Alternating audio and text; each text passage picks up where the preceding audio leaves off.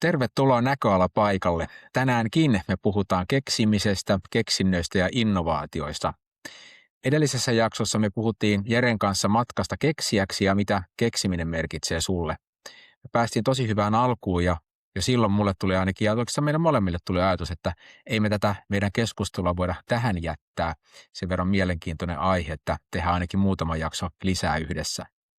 Me tavattiin viimeksi Helsingissä Postitalolla, jossa äänitettiin meidän Näköalapaikalla matkalla keksijäksi jakso. Ja nyt kun mä katson täältä mun ikkunasta ulos, niin täällä on ihan pilkko pimeätä ja sulla näyttäisi, että aurinko paistaa, niin mitä ihmettä on tapahtunut ja missä sä oikein olet? Niin, no siis mehän täällä North Carolinan suunnassa Amerikan suunnalla on, että joo, täällähän vasta päivä on nyt niin sanotusti, kun siellä jo ilta sarastaa. Mikä sai sut sinne lähtemään? No totta kai nyt oli sellainen mahdollisuus, niin totta kai tarttu siihen. Suomessa tein näitä, pyrin viemään asioita eteenpäin ja ei mennyt sitten millään tavalla oikeastaan eteenpäin, että joka kohdassa vaan tuli umpikuja ja sitten tuli tämmöinen mahdollisuus, niin ei minun tarvinnut kahta kertaa sitten miettiä. Mä lähdin sitten ottamaan tuon mahdollisuuden, että pääsee elelemään. Ja nyt on tällaista ollut, no pomppinut Suomi ja USAn väliä, niin onko tästä 3 vai jopa 4 vuotta, että mahdollisuuksien perässä. Ja niitä näyttäisi täällä ehkä olevan. Sä oot jonkin verran ollut julkisuudessakin tosiaan näissä haasteita, joita sä oot kohdannut niin keksiä urallasi, erityisesti niin kuin taloudelliset ja sitten sen oikeanlaisen toimintaympäristön puutteet ja ehkä tiiminkin puutteet. Ja se on ollut tosi hurjaa luettavaa ja herätti tosi paljon ajatuksia. Sä oot niin kuin keksijän uralla, että on ihan juniori, sä oot jonkin aikaa tehnyt, mutta vauhti on ilmeisesti ollut vähän hidasta ja esteitä on vähän enemmän kuin liikaa.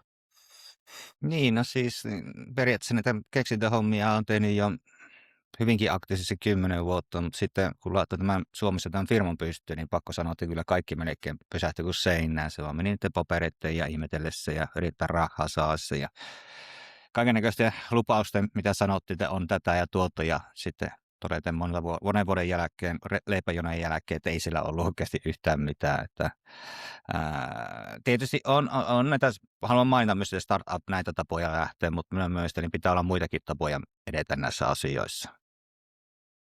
Niin, mulla on semmoinen käsitys, että Suomessa on tosi paljon osaamista ja on keksijäyhdistyksiä ja muita, mutta on ilmeisesti vaikeaa löytää ja sitten ehkä tunnistaa se oikeanlainen apu. Onko näin vai mikä mielikuva sulla on ja sulla on tästä asiasta?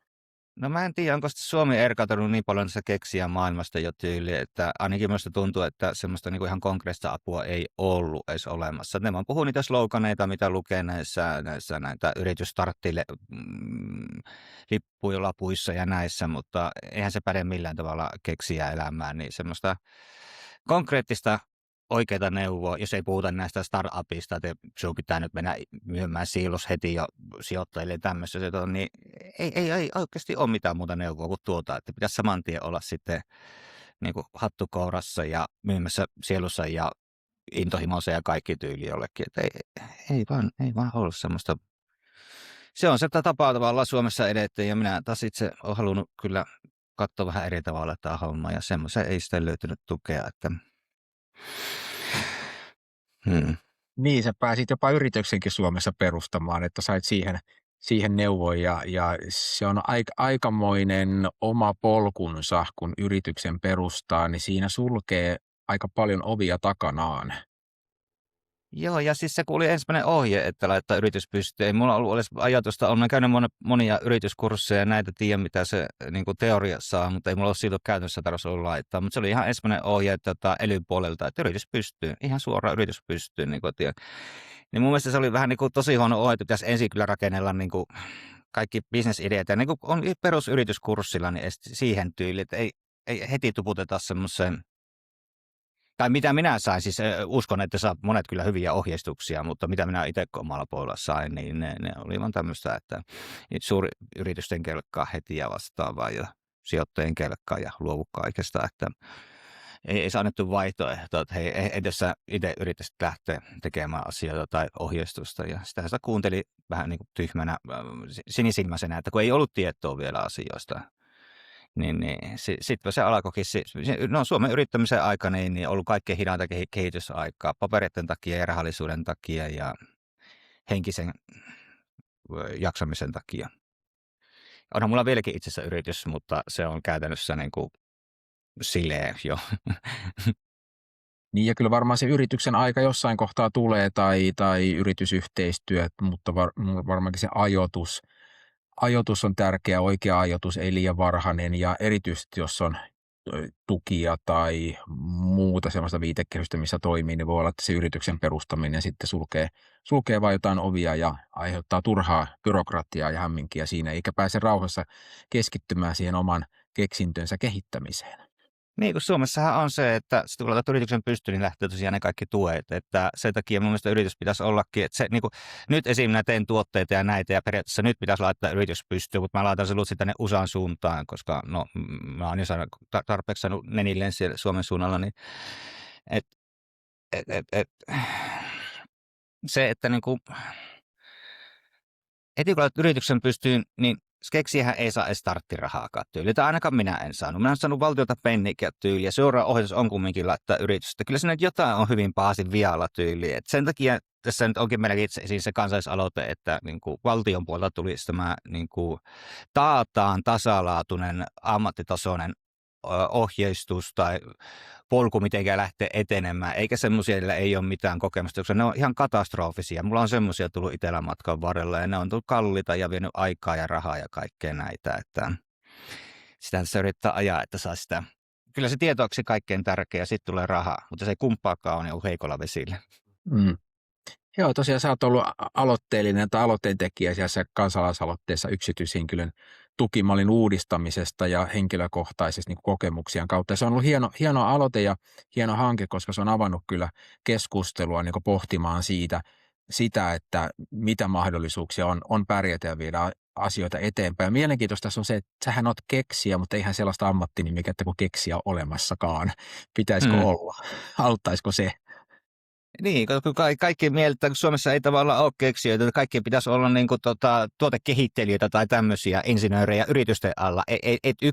Ei Suomessa ei yksinään, sun pitää olla yrityksen alla tyyliin. Niin sen takia keksijä-sana on hävinnyt varmaan meidän niin kuin sivistyssanakirjasta. Jos katsotaan esiin tilastojakin, niin eihän yksityiskeksijöiden niin patenttimäärät on romahtanut ihan niin kuin 30 vuotta sitten jo itse asiassa tyyliin. Että kyllähän se rupeaa menemään taruolennon puolelle, mutta haluankin just oikeasti käyttää sitä ja vähän provosoijakin tyyliin, että hei, täällä on oikeasti tämmöinen henkilö ja ei mulla oikeasti ole mitään niin kuin tämä, mikä sitä on, tämä pellepelottoman räpelihattu tai muuta, että ihan ihminen minä olen kyllä, että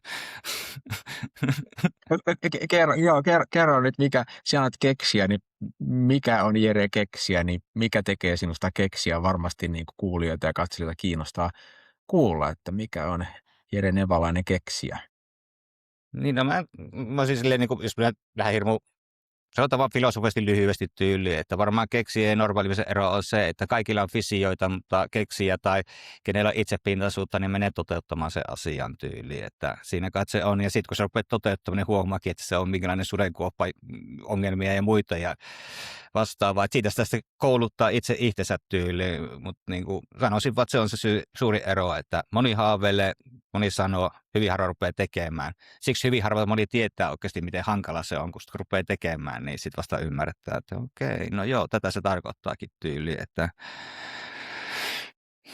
samanlainen ihminen katsi, sitä on sama tällä kahvinkäpi aamulla hakemassa kuin muutkin.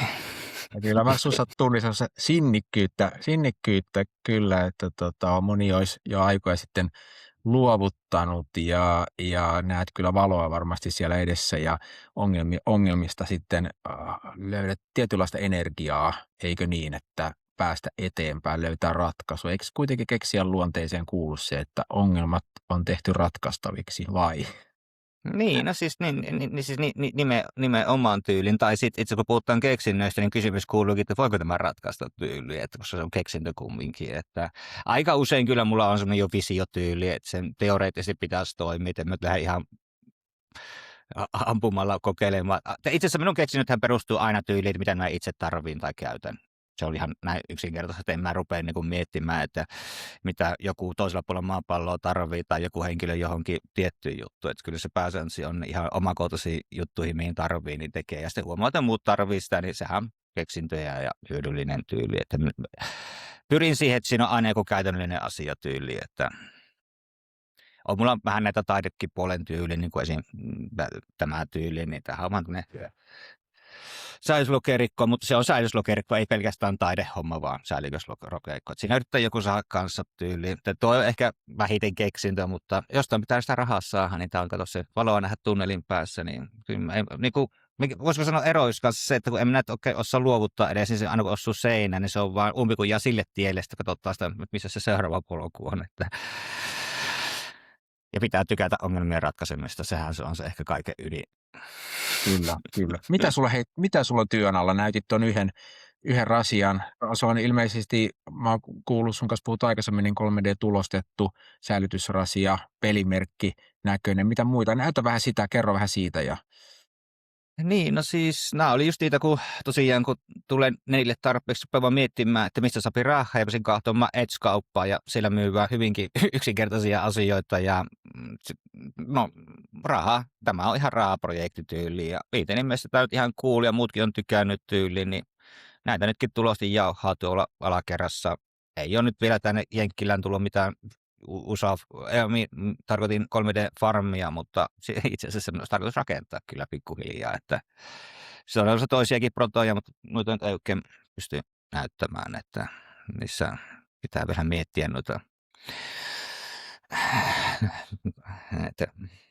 suojasjuttuja niin sanotusti.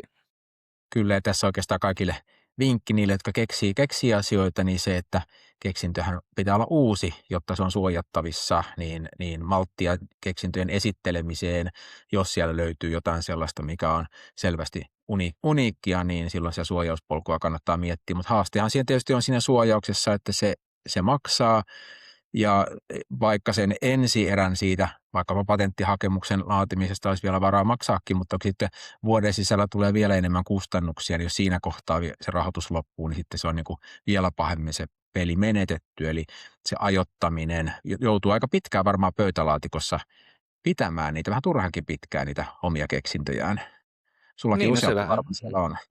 Niin, no se vähän just se, että se riippuu projektista, että mulla on eka tuommoinen, mistä se firmankin laitoi ja halusit laittaa firman, niin puhuttiin ihan niin kuin Puolustusvoimien robotiikka-alustasta eli automaatio-alustasta, erittäin laajasta projektista, joka aloitettu noin. Se oli ennen Ukrainan sotaa aloittanut sen, eikö se nyt ole sotinut jo 4 vuotta tyyliin, että mulla oli 5 vuotta sitten jo videot ja toinen proto jo itse asiassa valmiina.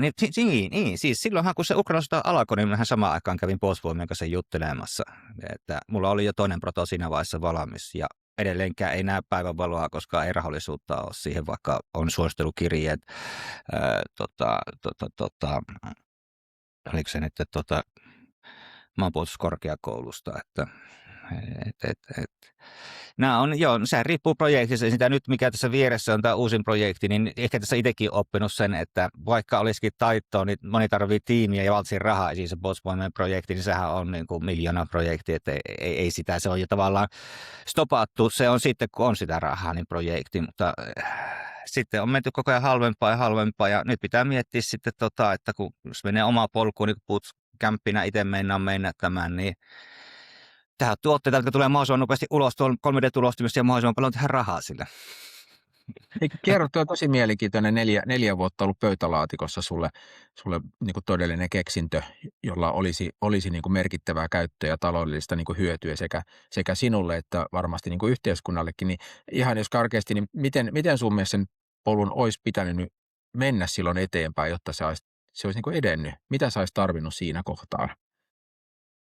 On semmoisia, joilla olisi ollut se kokemus siitä polusta, jos sanoo ensimmäiseksi, että joo, pistetään rahoitukset kuntoon ja nuo ennen kuin ruvettaisiin miettimään firmaa. Ja he kansko miettii jostain, mistä saisi ehkä pikkusen jo rahaa tulemaan, esim. Niin kuin mitä nyt teen tyyliin, että he rakenna silleen, että rakenna firma tuote ympärille sellainen tuote, joka myös palvelee sitä myös prototyyppiä. Eli niin kuin mulla on esim. 3D-printtaaminen ylipäänsä mikä tahansa, niin palvelee, jos ne on minun työkaluja tyyliin. Niin olisi ollut jotain ihan oikeita neuvoja. Nyt jos mulle joku tulisi kysymään, että hei, mulla on tämmöinen idea, niin mä sanoisin, että hei, tee semmoinen projekti, missä saat laitettua rahaa ja myy etsyssä ja kerää siitä rahallisuutta ja kahtele samalla siitä sitten seuraavia polkuja. Että ei tule sitä rahaloukkua ja ruokajonoon tyyliin, että koska se on se yrittäjäelämä semmoinen sitten, jos ei ole sitä rahaa.